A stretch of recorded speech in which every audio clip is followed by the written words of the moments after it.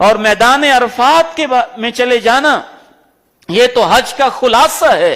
اس میدان میں بالخصوص خصوصی محنت کریں. لا الہ الا اللہ وحدہ لا شریک لہ لہ الملک ولہ الحمد وہو علی کل شیء قدیر کے عظیم ترین ترانے آپ کی زبان پہ جاری ہو جائیں، دل و زبان یکجا ہو جائیں، تو کچھ بعید نہیں ہے جو 9 تاریخ سے پہلے جہنمی تھا اور میدان عرفات میں اللہ اس کو جہنم سے آزاد کر دیتا ہے.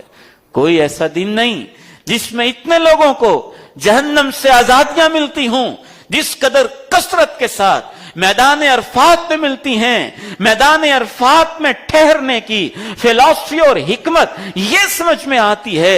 عالم ارواح میں اللہ نے جو عہد الست لیا تھا، الست بربکم، ایک حسن درجے کی روایت سے پتہ چلتا ہے کہ وہ میدان عرفات کے پڑوس میں اللہ نے جبل نعمان پہ ارواح کو جمع کر کے ان سے عہد لیا تھا، اور آپ اس عہد کی تجدید کرنے کے لیے میدان عرفات میں جمع ہوتے ہیں.